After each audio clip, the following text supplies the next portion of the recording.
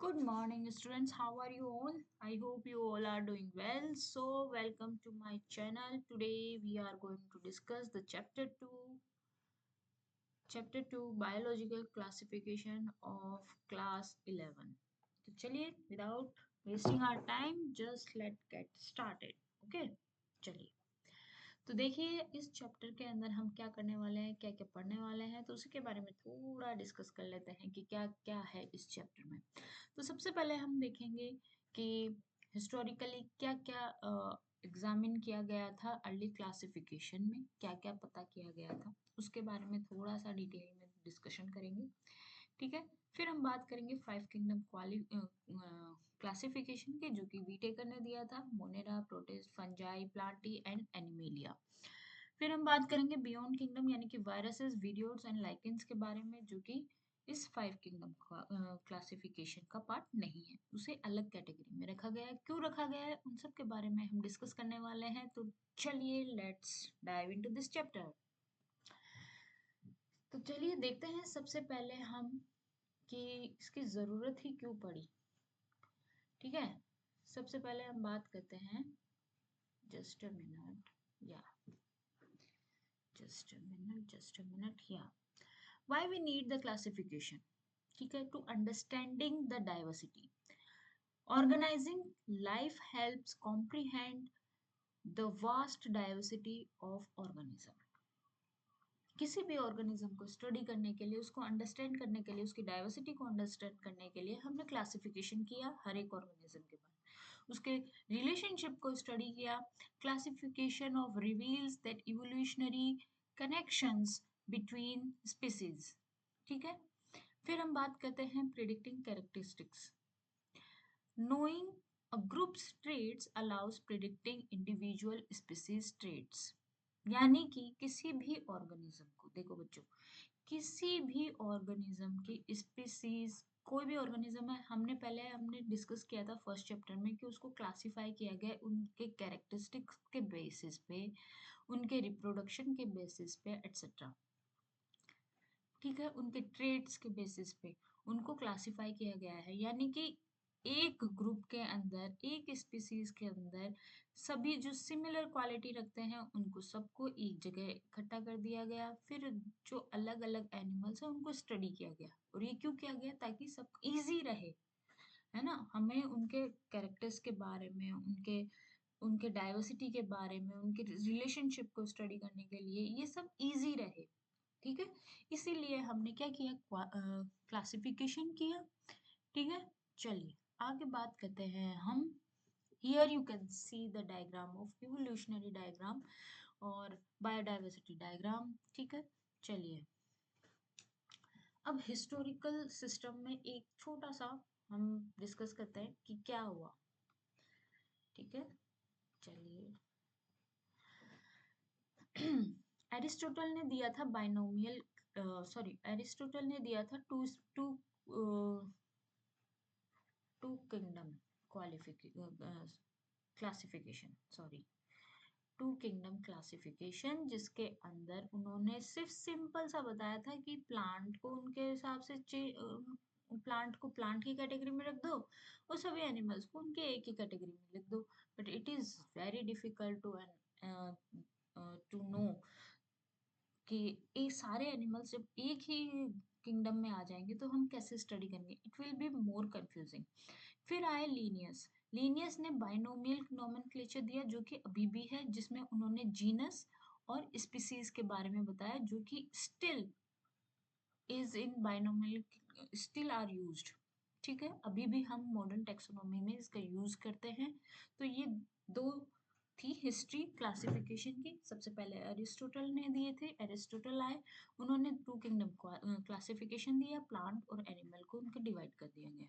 फिर उन्होंने दिया लीनियस, फिर आए लीनियस, कैरोलस लीनियस। उन्होंने क्या किया, कैरोलस लीनियस ने क्या किया, इंट्रोड्यूस किया उनके बेस्ड ऑन द स्ट्रक्चर और हायरार्किकल कैटेगरीज में, जिसे बाइनोमियल नोमेनक्लेचर बोला जाता है, जो कि जीनस और स्पीसीज, जो कि आज भी मॉडर्न टेक्सोनॉमी की फाउंडेशन है। क्लियर है यहाँ तक? चलिए आगे डिस्कस करते हैं हम फाइव किंगडम क्लासिफिकेशन के बारे में। फाइव किंगडम क्लासिफिकेशन के बारे में डिस्कस करेंगे। चलिए, वीटेकर ने दिया था, ठीक है, 1969 में रॉबर्ट वीटेकर ने दिया था, प्रपोज किया था 5 किंगडम क्लासिफिकेशन। उन्होंने दिया था सबसे पहले मोनेरा, ठीक है, जहाँ पे सारे प्रोकैरियोट्स को एक ही जगह रख दिया गया, ठीक है, सारे प्रोकैरियोट्स को। फिर आए प्रोटिस्ट, जहाँ पे सारे यूनिसेल्युलर यूकैरियोट्स, मतलब इतनी स्ट्रक्चर, मतलब थोड़ा सा ये एकदम simple process, simple cell, simple structure of the organism, protist, simple unicellular, ना कोई कॉम्प्लेक्स, उसमें कोई भी कॉम्प्लेक्स स्ट्रक्चर नहीं है, ठीक है। फिर आए फंजाई, जिसे डीकम्पोजर बोला गया, ठीक है, डीकम्पोजर्स।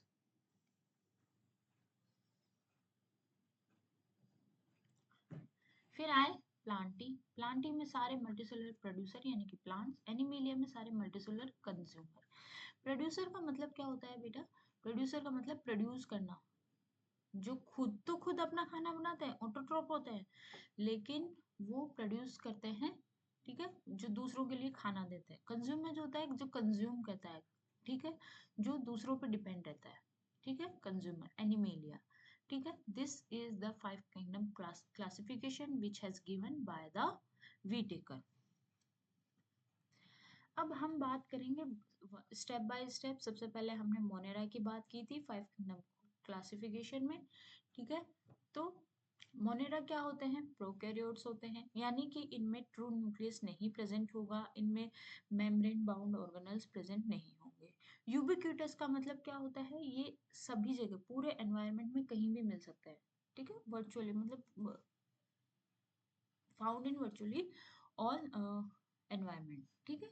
सिंगल सेल्ड होते हैं, यानी कि माइक्रोस्कोपिक और यूनिसेलुलर ऑर्गेनिज्म होते हैं, एक ही सेल से मिलकर बने होते हैं, इसीलिए सबसे सिंपल क्लासिफिकेशन है मोनेरा। इसीलिए इसको सभी, जितने भी सिंपल सिंगल सेल्ड और यूनिसेलुलर ऑर्गेनिजम्स हैं, वो सभी मोनेरा में आते हैं, ठीक है। जैसे कि bacteria, these microscopic single cell organism होते हैं, यूबिक्यूटस होते हैं, ठीक है, inhabiting diverse environment from soil and water to the bodies of plants and animals. Monera का सबसे बड़ा कैरेक्टरिस्टिक्स क्या है कि इनमें न्यूक्लियस क्या होगा? एब्सेंट होगा, मेम्ब्रेन बाउंड ऑर्गेनल एब्सेंट होंगे। It plays a crucial role in nutrient cycling, decomposition. It is play an important role in nutrient cycling, decomposition, and various industrial process. Without bacteria, life we can't imagine. ठीक है, कुछ bacteria होते हैं जो हमारी body के लिए useful होते हैं, न्यूट्रिशन प्रोवाइड करते हैं, और कुछ बैक्टीरिया हार्मफुल भी होते हैं। तो ठीक है, तो चलिए आगे बात करते हैं, इसका डिटेल में डिस्कशन करने वाले हैं हम। चलिए डिस्कस करते हैं मोनेरा के बारे में। मोनेरा की सेल स्ट्रक्चर के बारे में देखें तो मोनेरा की सेल स्ट्रक्चर के बारे में क्या है? सेल वॉल, सेल वॉल जो होती है वो क्या करती है? ऑब्वियसली क्या करती है? शेप एंड प्रोटेक्शन प्रोवाइड करती है। न्यूक्लियोइड क्या होंगे? Nucleoid reason containing circular DNA present होता है। न्यूक्लियोइड फ्लैजिला जो होते हैं वो मूवमेंट के लिए। Here you can see these are the flagella. Flagella और सीलिया में एक ही डिफरेंस होता है, सीलिया जो होती है वो छोटी छोटी सी होती हैं और पास पास में होती हैं, ये ऐसे होती है सीलिया, ठीक है। जबकि फ्लैजिला क्या होंगे? Flagella long hair like structure होती है इनकी, ठीक है। तो देखिए सिंगल सेल स्ट्रक्चर होती हैं। जेनेटिक मटेरियल क्या होता है? डीएनए होता है, जो कि क्या होता है? सर्कुलर होता है। सर्कुलर मतलब इस तरह से, इस शेप में होता है। सर्कुलर डीएनए होता है। क्रोमोसोम लोकेटेड होता है किसमें? साइटोप्लाज्म में या न्यूक्लियोइड में। इनके पास मेम्ब्रेन बाउंड ऑर्गेनल एब्सेंट होते हैं, माइटोकॉन जैसे कि माइटोकॉन्ड्रिया और ईआर। कुछ बैक्टीरिया ऐसे होते हैं जो जिनके पास रिजिड सेल वॉल होती है, जो कि क्या करती है? क्या प्रोवाइड करती है? सेल को शेप एंड प्रोटेक्शन प्रोवाइड करती है। कुछ ऐसे होते हैं जिनके पास फ्लैजिला होती है, जो कि मूवमेंट के लिए क्या होती है? इंपॉर्टेंट होती है। और कुछ के पास पीली, यानी कि वो एक जगह से अटैच्ड होते हैं। पीली होती है लेकिन वो एक जगह से अटैच्ड होते हैं, लेकिन वो इन्हीं पीली से क्या करते हैं? न्यूट्रिएंट्स कंज्यूम करते हैं, उनको न्यूट्रिएंट्स मिलता है इनसे, ठीक है। तो सेल मेम्ब्रेन क्या होती है? Controls the movement of substances in and out of the cell. ये सेल मेम्ब्रेन का काम होता है किसमें? मोनेरा में। अब बात करते हैं मोनेरा का ही एग्जाम्पल है आर्कीबैक्टीरिया। हम हर मोनेरा के कुछ एग्जाम्पल्स है, उनके बारे में हम डिस्कस करने वाले हैं कि मोनेरा में कौन कौन से ऑर्गेनिजम्स आते हैं और उन्हीं के बारे में हम थोड़ा डिस्कस करने वाले हैं। तो सबसे पहले हम बात करते हैं आर्कीबैक्टीरिया। आर्कीबैक्टीरिया क्या होते हैं? थर्मोफाइल्स होते हैं, यानी कि ये हॉट स्प्रिंग्स में भी सरवाइव कर लेते हैं। हेलोफाइल्स होते हैं क्या, यानी कि सॉल्टी एनवायरनमेंट में रहते हैं कुछ। और मैथनोजन यानी कि जो जहाँ पे मार्शी एरियाज होते हैं, जहाँ पे मीथेन प्रोड्यूस की जाती है, उसे मैथनोजन बोला जाता है। यानी कि आर्कीबैक्टीरिया जो है वो एक्सट्रीम एनवायरनमेंट में प्रेजेंट रहते हैं। ठीक है, ये जो एंशियंट बैक्टीरिया होते हैं ये हॉट स्प्रिंग यानी कि थर्मोफाइल्स भी होते हैं, सॉल्टी एनवायरनमेंट में भी प्रेजेंट होते हैं, और मार्शी एरिया जैसे कि मेथेनोजेंस, राइट, वहाँ पे भी जो कि मिथेन गैस प्रोड्यूस करते हैं वहाँ पे प्रेजेंट होते हैं। इनकी सेल वॉल जो होती है वो मेटाबॉलिक सेल वॉल और मेटाबॉलिक पाथवेज जो होते हैं वो अलग अलग होते हैं। ठीक है, ये क्या करते हैं? Survive in the harsh condition, यानी कि एक्सट्रीम एनवायरनमेंट में रहने की कैपेबिलिटी इनके पास होती है। आर्कीबैक्टीरिया जो होते हैं वो प्रोवाइड करते हैं क्या? Provide clues about early life on earth. This is the important thing. Archaebacteria से जो हम जितने भी आर्कियोलॉजिस्ट हैं, ठीक है, वो क्या करते हैं? वो देखते हैं ना कि अर्थ का ओरिजिन कैसा है, कौन सा ऑर्गेनिज्म सबसे पहले हुआ। तो जो आर्की बैक्टीरिया है वो बताते हैं कि सबसे पहले अर्थ का ओरिजिन, अर्थ में लाइफ का ओरिजिन वो इन्हीं से पता चलता है। ठीक है, क्लूज देते हैं। चलिए आगे बात करते हैं, क्यों? क्योंकि ये हार्श एनवायरनमेंट में रहे हैं। ठीक है ना। तो अब बात करते हैं हम यू बैक्टीरिया की। यू बैक्टीरिया जिसे कि ट्रू बैक्टीरिया भी बोला जाता है। True bacteria and diversity present होती है। अब देखो ये क्या, किन किन जो इनके टाइप्स हैं। कोकई, यानी कि ये स्फेरिकल शेप बैक्टीरिया होते हैं। बेसिलई होते हैं जो कि रोड शेप बैक्टीरिया होते हैं। Here you can see the diagram, है ना। कोकई जो होती है वो स्फेरिकल शेप्ड होते हैं, स्फेरिकल, ठीक है। और बेसिलई जो होते हैं वो रोड शेप होते हैं, ठीक है। स्पाइरेला यानी कि स्पाइरल शेप बैक्टीरिया होते हैं। Vibrio comma shaped, vibrio coma shape bacteria होते हैं, ठीक है। तो यू बैक्टीरिया जिसे कि ट्रू बैक्टीरिया भी बोला जाता है, जो कि एक डाइवर्स ग्रुप है किसका? मोनेरा का, ठीक है। They include bacteria responsible for disease as well as those essential for nutrient cycling and decomposition. You bacteria जो होते हैं वो क्लासिफाइड होते हैं बेस्ड ऑन देयर शेप, ठीक है, जैसे कि हमने बात की बेसिलाई, स्पाइरेला, विब्रियो। एंड क्या होती है और इनकी क्या प्रॉपर्टीज होती हैं? ग्राम पॉजिटिव और जो स्टेन होता है, जो स्टेन ग्राम पॉजिटिव और ग्राम नेगेटिव, दो तरह के स्टेन होते हैं, जिसमें अगर जो स्टेन से इसीलिए टू टाइप्स के इनको बोला गया है, ग्राम पॉजिटिव और gram negative, which reflect differences in their cell and structure, cell wall and structure, ठीक है ना, which differences in their cell wall and structure, cell wall structure, sorry, differences in their cell wall structure, gram positive और gram negative. अब बात करते हैं हम Monera के न्यूट्रिशन के बारे में। मोनेरा में जो बैक्टीरिया होते हैं वो ऑटोट्रॉफ और हेटरोट्रॉफ होते हैं।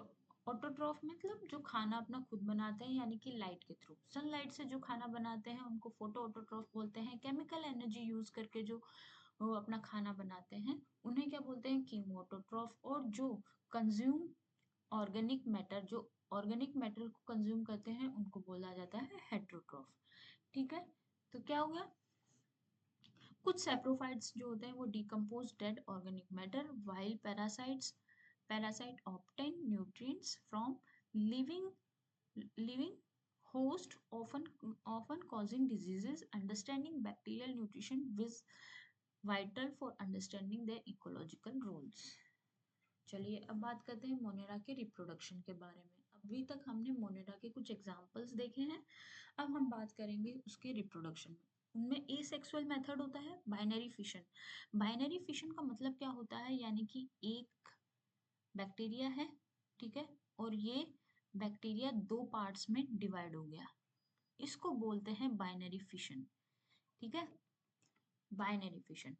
कॉन्जुगेशन, कॉन्जुगेशन का मतलब क्या होता है, जब डीएनए, कोई भी जेनेटिक मटेरियल, सॉरी कोई भी नहीं, जेनेटिक मटेरियल जब एक से दूसरे बैक्टीरिया में ट्रांसफर हो जाए, ठीक है, उसको बोलते हैं, ये जेनेटिक मटेरियल यहाँ पे ट्रांसफर हो गया, इसको बोलते हैं conjugation, transfer of genetic material between the cells, cell से। ट्रांसफॉर्मेशन क्या होता है, uptake of DNA from the environment, transformation environment से लिया गया जेनेटिक मटेरियल, वो क्या होता है, transformation. This is the called the binary asexual methods, cell divides into two identical cells, यही सेल डिवाइड हो गई है टू आइडेंटिकल सेल, जैसे बाइनरी बडिंग भी होती है इनमें। बडिंग का मतलब क्या होता है, जब एक सेल क्या होती है, सेल के ऊपर एक बड बन जाती है और ये बड इससे डिटैच हो जाती है, यानी कि ये सेल अलग बन गई और ये सेल अलग बन गई और एक न्यू ऑर्गेनिज्म को डेवलप कर लिया, जिसे बडिंग बोला जाता है, ठीक है। तो यही होता है fragmentation, budding and spore formation. Genetic recombination can occur through process like conjugation, transformation and transduction, ठीक है। देखिए यही genetic recombination, it is a important line, so you have to learn. Genetic diversity की बात करें,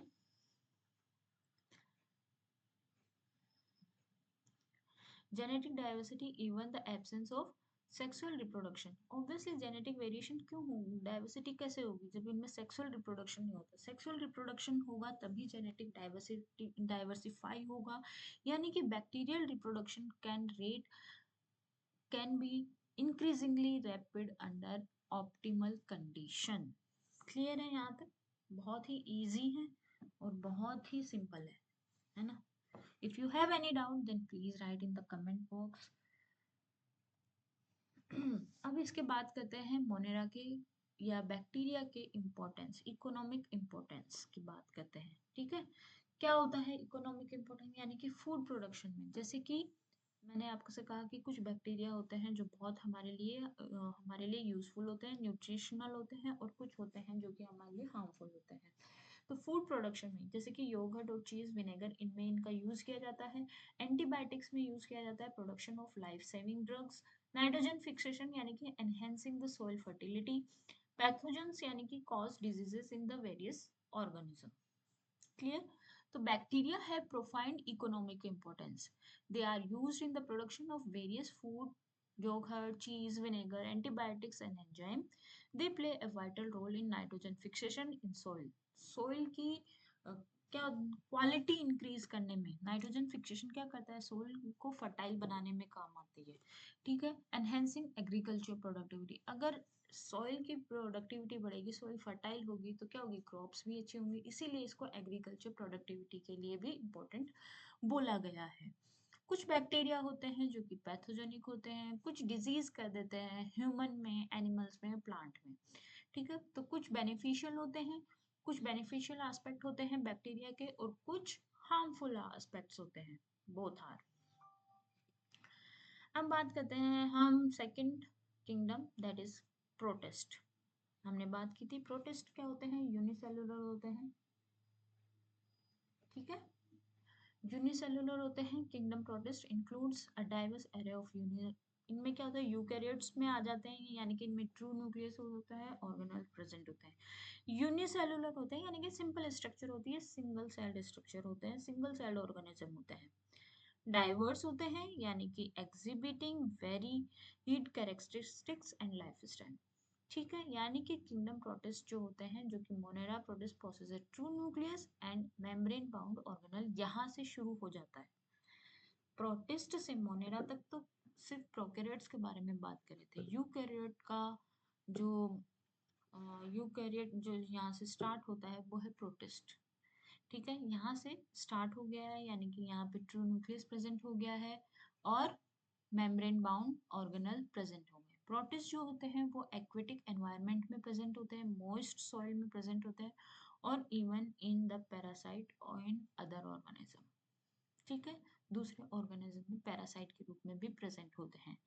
दे are critical link in many food webs and play important ecological roles. इसके बारे में हम डिस्कस करेंगे। Here you can see the diagrams of protists, चलिए एक एक के बारे में डिस्कस करते हैं। सबसे पहले हम बात करते हैं कैरेक्टरिस्टिक्स क्या होते हैं इनके। प्रोटिस्ट का कैरेक्टर क्या होता है, ये ऑटोट्रॉफ होते हैं, यानी कि अपना खाना खुद बनाएंगे, यानी कि फोटोसिंथेसिस के थ्रू अपना खाना बनाएंगे। हेट्रोट्रॉफिक प्रोटिस्ट भी होते हैं जो कि अदर ऑर्गेनिज्म और ऑर्गेनिक मैटर पे डिपेंड होते हैं। मूवमेंट जो होता है इनका वो फ्लैजिला, सीलिया और सूडोपोडिया के थ्रू होता है। फ्लैजिला और cilia as I told you, pseudopodia मतलब फॉल्स फीट, ठीक है। यानी कि प्रोटिस्ट में जो होते हैं, कौन कौन से प्रोटिस्ट होते हैं, जिसमें algae animal like protozoans and fungus like slime moulds reflecting their evolutionary relationship. It is a important line, ठीक है। प्रोटिस्ट जो होते हैं जिसके अंदर कुछ प्लांट जैसे कि एल्गी, एनिमल जैसे कि प्रोटोजोआ और फंगस, दीज आर द, एक तरह से कड़ी बोला जाता है इसको, कि ये प्लांट्स, एनिमल, एल्गी, इनकी क्या है, एक कड़ी है, ठीक है, कनेक्टिंग है।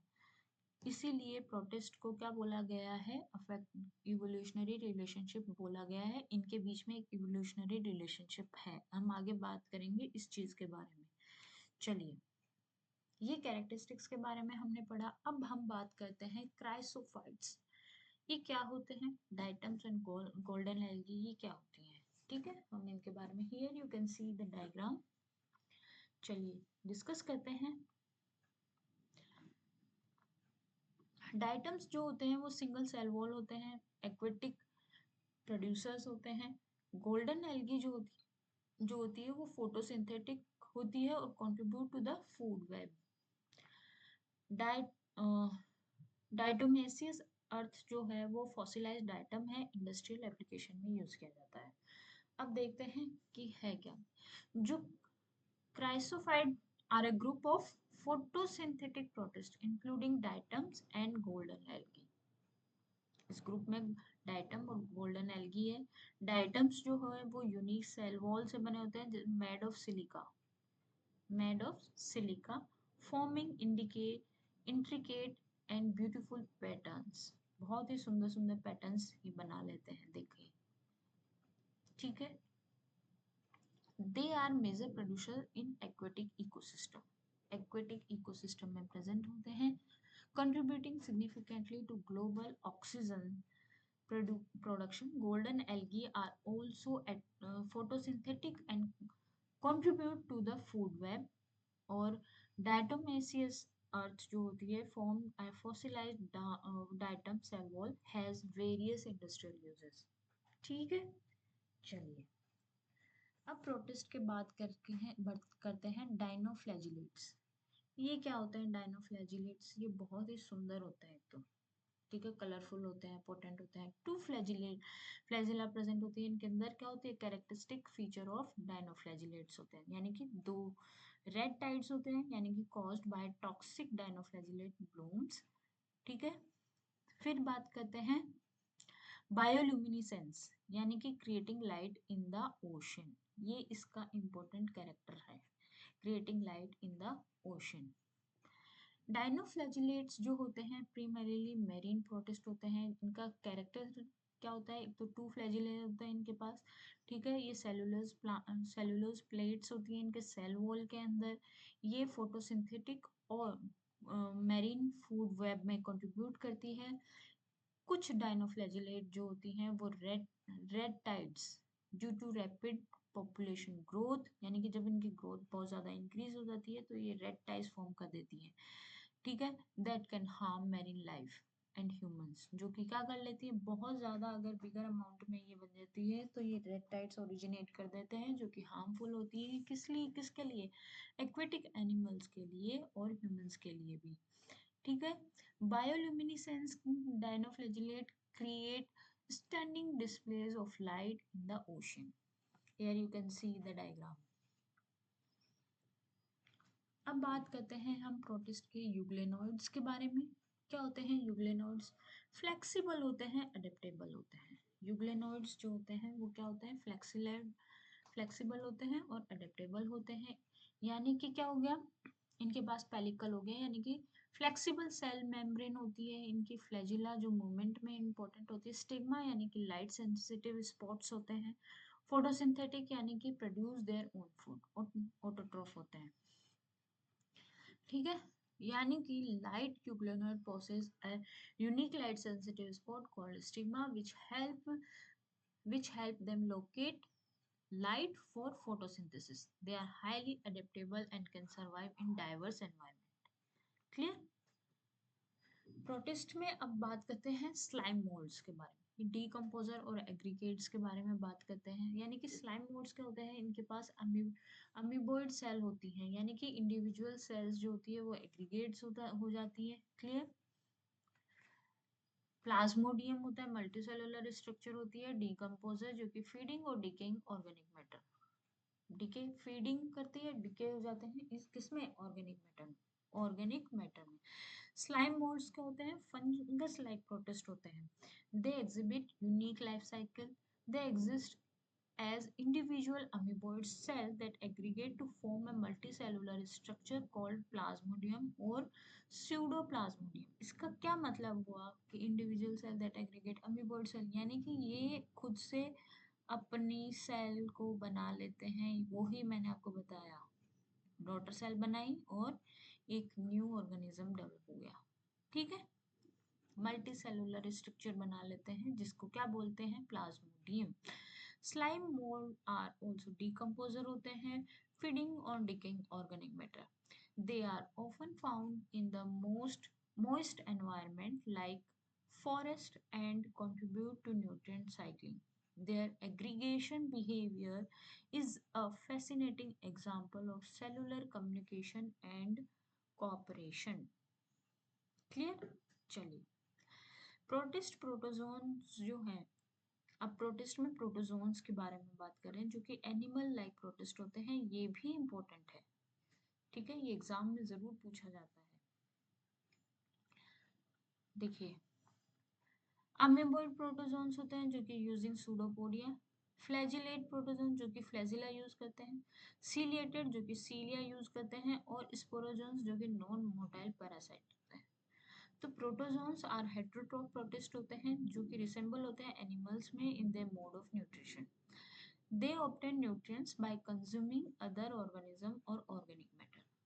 Protozoans are classified into four major groups based on their mode of locomotion।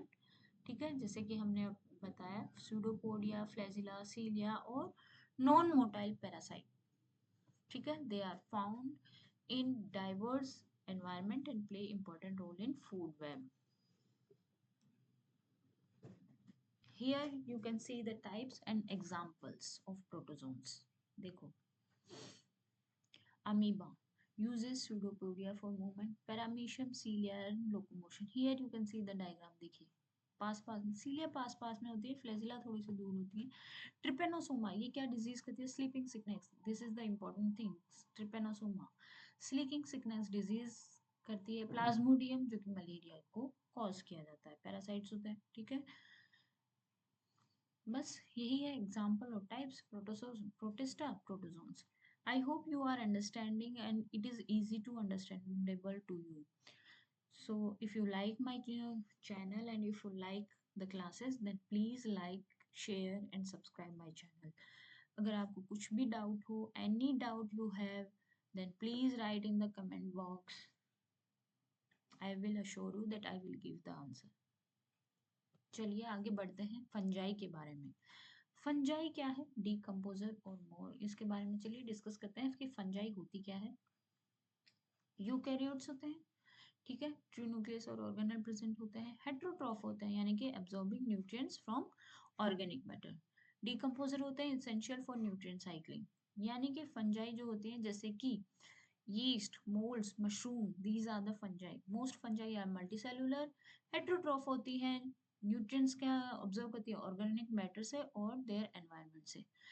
ठीक है, डिकम्पोजिशन और न्यूट्रिएंट साइक्लिंग में इंपॉर्टेंट रोल प्ले करते हैं। कुछ फंजाई जो होती है वो एडिबल होती है, कुछ फूड प्रोडक्शन में इंपॉर्टेंट रोल प्ले करते हैं। ठीक है, यूज की जाती है। कुछ जो होती है पैथोजेनिक होती है और डिजीजेस करती है प्लांट्स में और एनिमल में।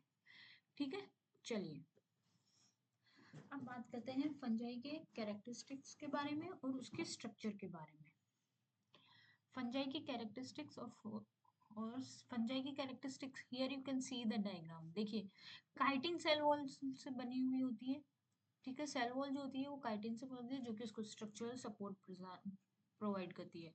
हाइफी जो होती है थ्रेड लाइक फिलामेंट होती है, this is called the hyphae, this is called the hyphae. ठीक है। माइसीलियम जो होती है नेटवर्क ऑफ हाइफी, ये हाइफी, नेटवर्क ऑफ हाइफी, इसको बोला जाता है माइसीलियम। ठीक है। स्पोर्स प्रेजेंट होते हैं जो कि रिप्रोडक्शन के लिए इंपॉर्टेंट रोल प्ले करते हैं। ठीक है, this is the structure of fungi. अब बात करते हैं, यही था इसमें, including decomposing lead organic matters and parasitic obtain nutrients from living host. Some fungi are symbiotic relationship with plants and algae. कुछ फंजाई ऐसी होती है जो सिम्बायोटिक रिलेशन, सिम्बायोटिक का मतलब क्या होता है कि दोनों को फायदा होता है, प्लांट को भी फायदा, अगर कोई फंजाई जो सिम्बायोटिक रिलेशन, कुछ फंजाइज होती हैं जो सिम्बायोटिक रिलेशनशिप रखती है, जो क्या करती है, जो क्या करती है, जैसे राइजोफोर, ये क्या करती है, प्लांट्स को भी न्यूट्रिएंट देती है और खुद भी न्यूट्रिएंट देती है, यानी कि दोनों का क्या हो रहा है, इसको भी फायदा हो रहा है और इसको भी फायदा हो रहा है। This is called the symbiotic relationship. Phycomycetes, classification है फाइकोमाइसिटीज। फाइकोमाइसिटीज मतलब aquatic, found in aquatic environment. Coenocytic यानी कि hyphae leg cross walls. Asexual reproduction through spores. ये इसके क्लासिफिकेशन फाइकोमाइसिटीज के बारे में हम बात करें, ग्रुप ऑफ ये जो फाइकोमाइसिटीज ग्रुप है फंजाई का, जिसे क्या बोलता है, एल्गल फंजाई भी बोला जाता है, और ये कहाँ पे प्रेजेंट होती है, एक्वेटिक एनवायरनमेंट में प्रेजेंट होती है और बाय डिकेइंग ऑर्गेनिक मैटर। ये हाइफे जो होती है वो क्या करते हैं, सिनोसाइटिक होती है, यानी कि they lack cross walls and have multiple nuclei within a single cell. एक ही सेल के अंदर बहुत सारे न्यूक्लियाई प्रेजेंट होंगे। फाइकोमाइसिटीज जो होती है रिप्रोड्यूस करती है asexually through spores and sexually through it's fusion of gametes. Gametes के फ्यूजन से क्या होता है, एक न्यू ऑर्गेनिज्म बन जाते हैं। Example include the Mucor and Rhizopus. ठीक है, ब्रेड मोल्ड भी जिसे बोला जाता है। ठीक है, इंपॉर्टेंट है, इसका क्या है, mucor and rhizopus, bread mould भी जिसे बोला जाता है। Here you can see ascomycetes, sac fungi जिसे बोला जाता है। Here you can see the diagram. Clear, इसके कैरेक्टरिस्टिक क्या है, सेक फंजाई होती है, यानी कि स्पोर्स जो होते हैं वो सेक लाइक होती है, जिसे एसाई बोला जाता है। यीस्ट और moulds are the example. Diverse form होती है। एडिबल मशरूम, जैसे कि एडिबल मशरूम्स होते हैं जैसे कि मोरल्स एंड ट्रफल्स। एस्कोमाइसिटीज जो होती है सेक फंजाई बोला जाता है। लार्जेस्ट ग्रुप है फंजाई का जिसका कैरेक्टरिस्टिक्स क्या है, स्पोर्स का प्रोडक्शन करना, जिसको एस्कोस्पोर्स बोला जाता है, और ये कहाँ पे होता है, सेक लाइक स्ट्रक्चर जिसे एसाई बोला जाता है। They include a wide variety of forms from yeast and molds to edible mushroom like morels and truffles. Ascomycetes जो होती है वो रिप्रोड्यूस करती है बोथ asexually और sexually. Asexually वो कॉनिडिया के थ्रू रिप्रोडक्शन करेंगे, जबकि सेक्सुअली एस्कोस्पोर से। ठीक है, it is important, asexual reproduction जो होता है इनमें, एसेक्सुअल रिप्रोडक्शन जो होता है वो कॉनिडिया के थ्रू होता है, जबकि सेक्सुअल रिप्रोडक्शन जो होता है वो एस्कोमाइसिटीज से होता है, एस्कोस्पोर से, सॉरी एस्कोस्पोर्स। क्लियर, चलिए, it is important, many are important decomposer while others are plant pathogen. अब फंजाई की क्लासिफिकेशन की बात करते हैं तो बेसिडियोमाइसिटीज, जिसे क्लब फंजाई भी बोला जाता है। ये क्लब फंजाई यानी कि स्पोर्स और क्लब शेप बेसिडिया होते हैं। मशरूम जो होती है वो क्या होती है, टॉड स्टूल्स होती हैं, और पफ बॉल्स प्रेजेंट होती है, या कि ब्रैकेट फंजाई जिसे बोला जाता है। डिकम्पोजर यानी कि ऑफ वुड। देखिए, बेसिडियोमाइसिटीज जिसे को क्लब फंजाई बोला जाता है, ये क्या करती है, प्रोडक्शन ऑफ स्पोर्स जिसे बेसिडियोस्पोर्स बोला जाता है। क्लब शेप्ड स्ट्रक्चर होती है जिसे बेसिडिया बोला जाता है। इनमें कौन कौन से मशरूम इंक्लूड है, टूथस्टूल, puff balls and bracket fungi यानी कि basidiomycetes typically reproduce sexually through basidiospores। ठीक है, but some also reproduce asexually। कुछ होती हैं जो important रोल प्ले करती है, decomposer of wood, वुड का डिकम्पोजर और other organic matter with other form mycorrhizal association with plant roots. अब बात करते हैं डिट्रोमाइसिटीज। फंजाई है डिट्रोमाइसिटीज, इम्परफेक्ट फंजाई बोला जाता है इसको। एसेक्सुअल रिप्रोडक्शन होता है कोनिडिया से, और सेक्सुअल रिप्रोडक्शन अभी तक नोन नहीं है, नया ही ऑब्जर्व किया गया है। रिक्लासिफिकेशन किया गया है इनको based on their molecular data. ठीक है, fungi in which sexual reproduction has not been observed or is unknown, they reproduce only asexual reproduction through conidia. Deuteromycetes जो होती है are important decomposer of a plant pathogen.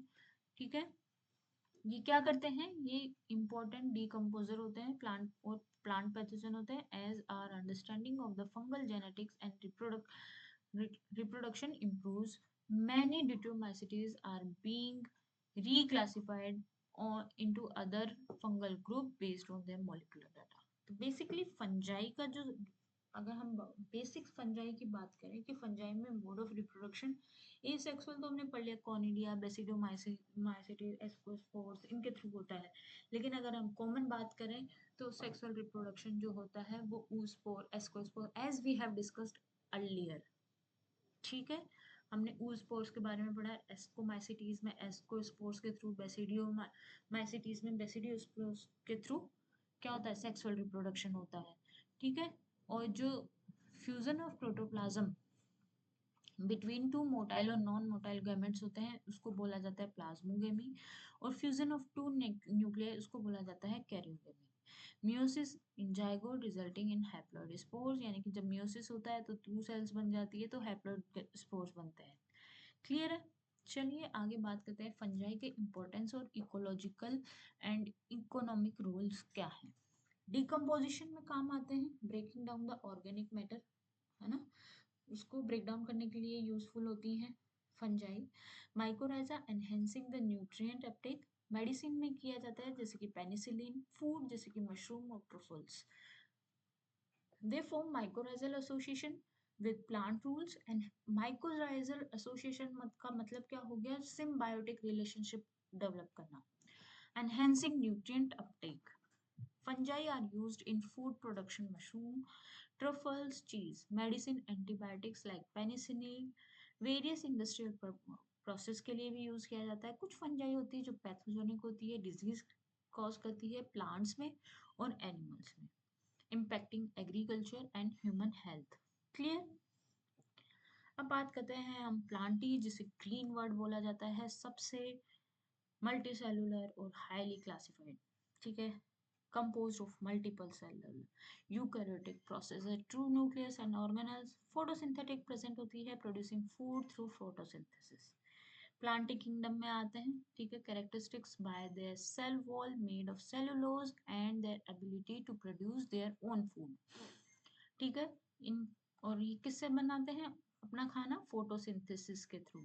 ठीक है, causing using chlorophyll, they are essential producer in terrestrial ecosystem, providing food and oxygen for other organisms. Plants are exhibit a wide range of forms, from mosses and farms to trees and flowering plants. तो characteristics क्या होते हैं planting के, और classification कैसे किया गया है, तो देखो सबसे पहले किया गया एल्गी, सबसे स्मॉल, सबसे फर्स्ट सिंपलेस्ट प्लांट एल्गी, फिर ब्रायोफाइट्स आए, ठीक है, मोसेस के रूप में, फिर आए टेरिडोफाइट, फर्न्स बने, फिर आए जिम्नोस्पर्म, कॉनिफर्स, फिर आए एंजियोस्पर्म यानी कि सबसे एडवांस्ड। ठीक है, एंजियोस्पर्म जिसमें फ्लावरिंग प्लांट है। ठीक है, इन्हीं के बारे में थोड़ा सा डिस्कस करेंगे हम। एल्गी क्या होती है, bryophyte, pteridophyte, gymnosperm, angiosperm. I hope you are understanding and it is easy to understand by you. These are very easy chapter and I hope you are understanding. So चलिए without wasting our time let's finish our chapter. Plants जो होती हैं वो classified हो गई, cell wall made up cellulose, presence of chlorophyll for photosynthesis, their ability to reproduce sexually and asexually, इनमें दोनों तरह से रिप्रोडक्शन होता है, सेक्सुअल रिप्रोडक्शन और asexual reproduction. They are classified into several major group based on their structure, vascular system and reproductive strategies. Algae, bryophyte, mosses, liverworts, pteridophytes, ferns, gymnosperm, conifers, angiosperm, flowering plant. These are the classification of the plantae. चलिए बात करते हैं diversity और importance के बारे में. तो aquatic plants होते हैं lacking true roots, stems and leaves. इनके पास ट्रू रूट्स नहीं होती, स्टेम्स नहीं. Here you can see the diagram of aquatic plants. Algae, algae के बारे में हम बात कर रहे हैं. मेजर प्रोड्यूसर होते हैं ऑक्सीजन प्रोडक्शन, सबसे ज्यादा ऑक्सीजन का प्रोडक्शन एल्गी करती है. डाइवर्स फॉर्म देखिए, एक तो होती है लाइकेन. लाइकेन जहाँ पे सबसे ज्यादा प्रेजेंट होती है, वहाँ का एनवायरनमेंट, जो एयर क्वालिटी होती है वो बहुत अच्छी होती है. वो एयर क्वालिटी और एनवायरनमेंट को बताता है. जबकि एल्गी, एल्गी जो होती है ना बच्चों, वो क्या बताती है? एल्गी जो बताती है वो ऑक्सीजन के प्रोडक्शन को बताती है. सबसे ज्यादा ऑक्सीजन का प्रोडक्शन एल्गी करती है. ठीक है, चलिए.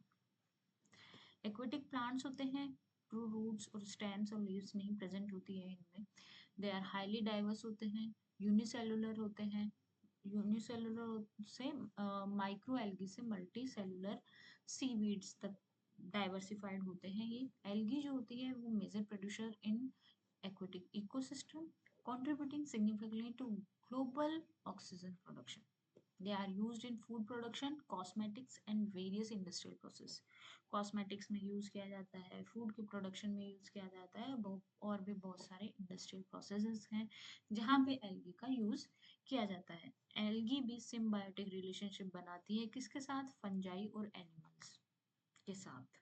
ठीक है, चलिए. ब्रायोफाइट्स, ब्रायोफाइट्स में क्या हमने पढ़ा था? Mosses and liverworts. इनमें क्या होता है? नॉन वेस्कुलर होते हैं, यानी कि ट्रू वेस्कुलर टिश्यू एब्सेंट होता है इनमें. ठीक है, मॉइस्ट एनवायरनमेंट में प्रेजेंट होता है, required for reproduction. Moist environment मतलब नमी वाले एरिया में. ठीक है. Soil formation important for soil development. ये सॉइल फॉर्मेशन यानी कि इंपॉर्टेंट फॉर सॉइल के डेवलपमेंट में इंपॉर्टेंट रोल प्ले करते हैं bryophytes.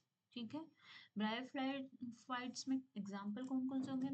Moses, liverworts and hornworts. They lack true roots, stems and leaves and require moist environment for reproduction. Bryophytes जो होते हैं वो इंपॉर्टेंट रोल प्ले करते हैं सॉइल के फॉर्मेशन में, इरोजन कंट्रोल करने में. इरोजन कंट्रोल, सॉइल इरोजन का मतलब क्या होता है? सॉइल की क्वालिटी कम हो जाना. जब बहुत ज्यादा बाढ़ आ जाती है, बहुत ज्यादा फ्लड आ जाता है, तो सॉइल इरोजन हो जाता है ना, मिट्टी की क्वालिटी खराब हो जाती है. इसीलिए उसको मेंटेन करने के लिए bryophytes are playing an important role. ठीक है. मोसेस जो होते हैं वो used an indicator of environment quality. They are found in diverse habitat from forest and wetlands. Clear. चलिए आगे बात करते हैं plantae pteridophytes, fern and allies. इनमें क्या होता है? वेस्कुलर, ये क्या होते हैं? वेस्कुलर प्लांट्स होते हैं. ठीक है. ट्रू वेस्कुलर टिश्यू प्रेजेंट होते हैं, स्पोर्स प्रेजेंट होते हैं, स्पोरेंजिया प्रेजेंट होते हैं. मोस्ट फॉरेस्ट यानी कि कॉमन हैबिटेट होता है इनका. सॉइल स्टेबिलिटी यानी कंट्रीब्यूट टू सॉइल हेल्थ. ये इसके 4 कैरेक्टरिस्टिक्स हैं टेरिडोफाइट्स के. ठीक है. Ferns, horsetails and club mosses are the example of pteridophytes. इनमें ट्रू रूट्स, स्टेम और लीव्स प्रेजेंट होती हैं and give larger colonised drier habitat than bryophytes. Pteridophytes जो होते हैं रिप्रोड्यूस करते हैं स्पोर्स के through sporangia and typically located to undersides of leaves. ठीक है. They are often found in moist forest and contribute to soil stability and nutrient cycling. अब बात करते हैं जिम्नोस्पर्म की. जिम्नोस्पर्म, इसको नेकेड सीड प्लांट. इसका क्या मतलब होता है? इसका मतलब होता है seeds are not enclosed with an ovary. Seeds are not enclosed with an ovary. Evergreen होते हैं यानी कि typically maintain foliage year round. ठीक है. टिम्बर सोर्स होते हैं यानी कि इम्पोर्टेंट फॉर कंस्ट्रक्शन, यानी कि जो लकड़ी हम हमारे घरों को बनाने के लिए यूज में की जाती है घरों में, या फिर फर्नीचर में. ठीक है. फर्नीचर में जो यूज की जाती है वो जिम्नोस्पर्म के वुड्स यूज की जाती है। जिम्नोस्पर्म जो होते हैं ये क्या होते हैं, वेस्कुलर प्लांट्स होते हैं। जिम्नोस्पर्म क्या होते हैं, vascular, these are the vascular plant.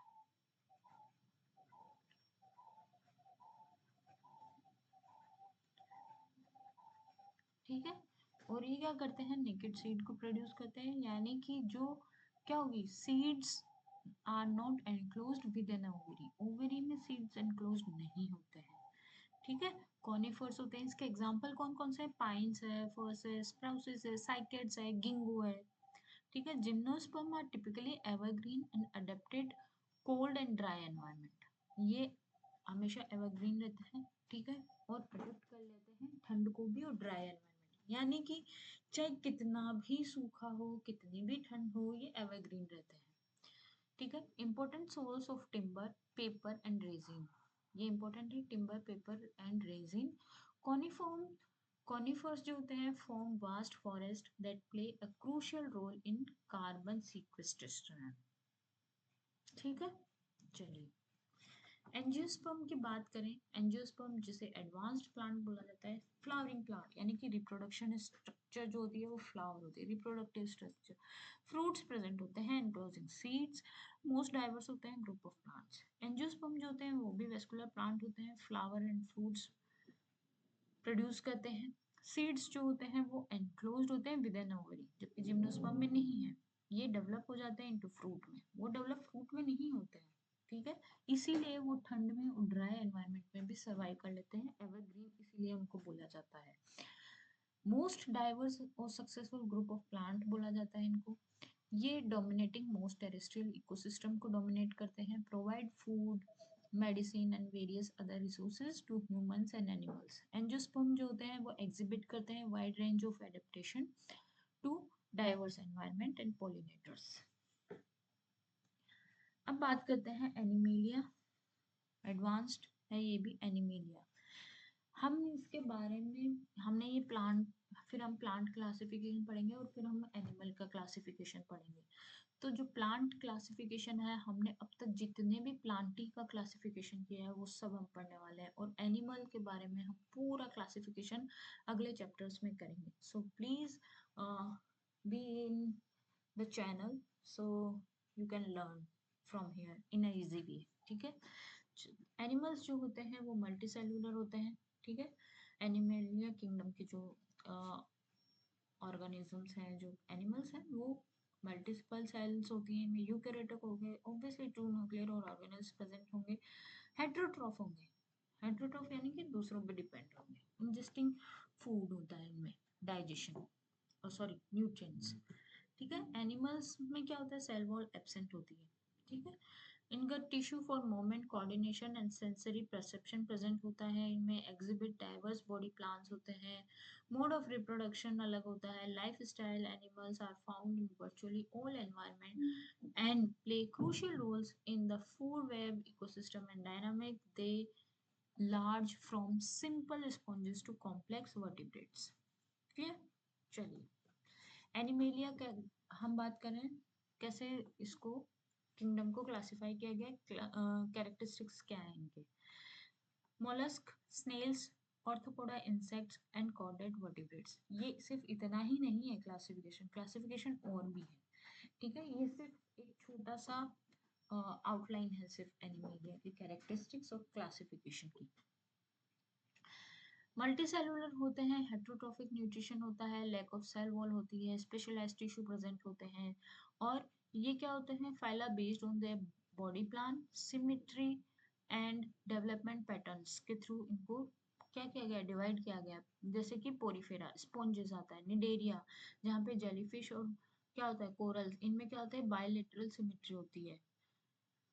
प्लेटीहेलमिन्थस, flatworm, nematodes, roundworms, annelids, segmented worms होते हैं, mollusca, snails and then orthopoda, insects and crustacean, echinodermata, starfish, chordates, vertebrates. These classification reflect the evolutionary relationship between animals. अब बात करते हैं animalia के sponges to chordate. एक glimpse है ये सिर्फ। देखिए, सिंपलेस्ट एनिमल होते हैं स्पॉन्जेस। स्पॉन्ज जैसे ही दिखते हैं ये, बड़े सुंदर सिंपलेस्ट एनिमल। निडेरियन, सॉरी, इसमें रेडियल सिमेट्री होती है, बायलैटरल सिमेट्री नहीं होती, सॉरी, रेडियल सिमेट्री होती है। Flatworms simple digestive system present होता है। Arthropod most diverse group. ठीक है। स्पॉन्जेस जो होते हैं, जो कि पोरिफेरा ग्रुप का है। सिंपलेस्ट एनिमल होते हैं lacking true tissue and organ. Cnidarian जो होता है जेलीफिश होती है जिनमें रेडियल सिमेट्री और स्टिंगिंग सेल प्रेजेंट होती है। फ्लैटवर्म जो होती है जैसे कि प्लेटीहेलमिन्थस, इनमें बायलैटरल सिमेट्री होती है। ठीक है। And have a simple digestive system. Arthropoda जो होता है वो इंसेक्ट्स होते हैं, इनमें क्या होती है, most diverse group of animals characterized by their exoskeleton and segmented bodies. Arthropod segmented bodies. Arthropods में क्या आते हैं, अर्थवॉर्म। कॉर्डेट्स की बात करें तो कॉर्डेट्स वर्टिब्रेट्स पोसेसर। नोटोकॉर्ड प्रेजेंट हो जाती है कॉर्डेट से। डोर्सल नर्व कॉर्ड स्टार्ट हो जाती है। पोस्ट एरियल टेल प्रेजेंट होती है। Their example illustrate the incredibility diversity of animal life. अब हम बात करते हैं वायरसेस, विरियोड्स, लाइकेन्स। ये किसी भी किंगडम में नहीं आते, इसलिए इनको अलग से रखा गया है। ये नॉन सेलुलर होते हैं, not composed of cells. Infection agent होते हैं, cell cause diseases. Symbiotic partnership होती है सिर्फ लाइकेन्स में। ठीक है।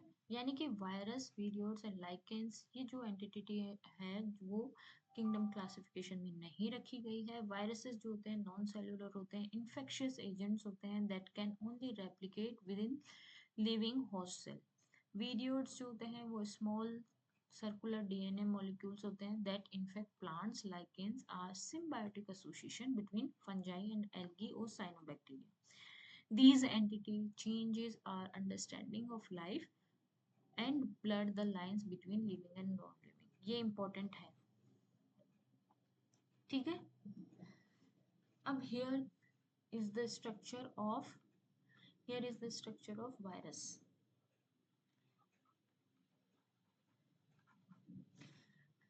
इसमें कैप्सिड होता है बाहर की तरफ। वायरस का डायग्राम ये भी होता है जो आपकी बुक्स वगैरह में है। ठीक है।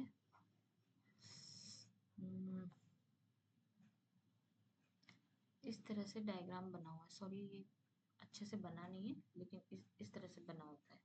प्रोटीन कोड प्रेजेंट होता है। न्यूक्लिक एसिड डीएनए और आरएनए कोड होता है। न्यूक्लिक एसिड डीएनए और आरएनए होता है। रेप्लिकेशन जो होता है वो होस्ट सेल के अंदर करते हैं।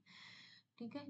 तो सर्कुलर डीएनए होता है किसमें, वीरियोड में, वायरसेस में नहीं होता है। Viruses are composed of nucleic acid code DNA और RNA surrounded by a protein code called capsid. Protein का कोट होता है जो कैप्सिड बोला जाता है। ठीक है। बाहर की जो लेयर होती है उसको कैप्सिड बोला जाता है। Have the outer envelope derived from the host cell membrane. Virus can only replicate within the living host cell. Living host cell के अंदर ही रेप्लिकेट करता है वो, और हाईजेक कर लेता है होस्ट की सेलुलर मशीनरी को, जिससे वो बहुत सारी अपनी कॉपी बना लेता है और ये इन्फेक्ट कर देता है ऑर्गेनिज्म को, जो कि डिजीज पैदा करते हैं जैसे कि influenza, HIV, covid etcetera. Viral replication cycle can be lytic, यानी कि लाइटिक का मतलब क्या हो गया, होस्ट के सेल को डिस्ट्रॉय कर देना, उसको बोलते हैं लाइटिक। और जो उसको बोलते हैं लाइटिक साइकिल, रेप्लिकेशन साइकिल। और लाइसोजेनिक जो होती है, जो होस्ट के जीनोम को यानी कि डीएनए और आरएनए को ही क्या करते हैं, डिस्ट्रॉय कर दे, डीइंटीग्रेट कर दे। ठीक है। उसको बोलते हैं लाइसोजेनिक। क्लियर है। चलिए आगे बात करते हैं हम viroids. Here you can see the diagram. Viroids the simple infectious agent होते हैं ये। अब इनके कैरेक्टरिस्टिक्स क्या होते हैं, इनमें सर्कुलर डीएनए होता है, स्मॉल मॉलिक्यूल्स होते हैं, कोई प्रोटीन कोड नहीं प्रेजेंट होता है, कैप्सिड एब्सेंट होता है। प्रोटीन प्लांट डिजीज कॉजेज क्या कर देता है, plant disease causes various illness. चलिए बात करते हैं। वीरियोड्स जो होते हैं वो स्मॉल और सर्कुलर डीएनए मॉलिक्यूल होता है जो कि प्लांट को इन्फेक्ट कर देता है। इनके पास प्रोटीन कैप्सिड एब्सेंट होता है, ठीक है ना। स्मॉल वायरसेस होते हैं, viroids replicate within the host cell using host RNA polymerase, ये इंपॉर्टेंट है। होस्ट का आरएनए पॉलीमरेज यूज करते हैं,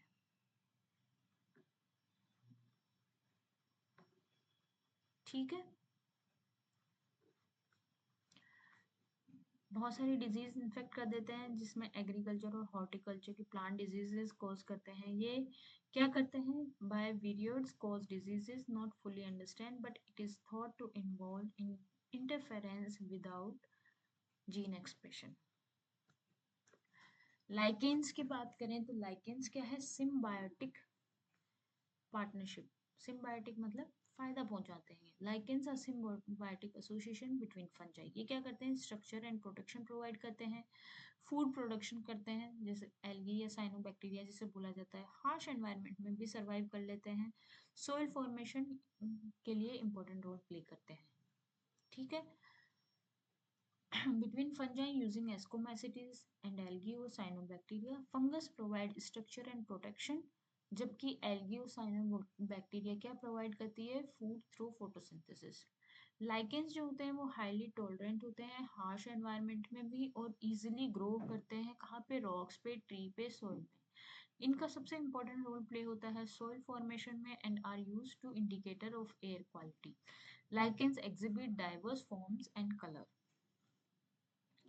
Here, the summary of this chapter, what we have learned in this chapter, we have done the classification, right? हमने classification के बारे में पढ़ा, 5 किंगडम क्लासिफिकेशन पढ़ा, फिर बियॉन्ड वायरसेस, वीडियोज और लाइकेंस के बारे में पढ़ा, बायोडाइवर्सिटी और ग्लोबल एडवांटेजेस क्या है हमने इसके बारे में पढ़ा। I hope it is understandable to you और अच्छा लगा होगा आपको ये क्लास। सो आई होप सब कुछ समझ आया होगा। If you have any doubt, please write in the comment box. I will assure you that I will give it to you the answer. So मिलते हैं with the next chapter. Till then, bye bye, take care. Thank you so much.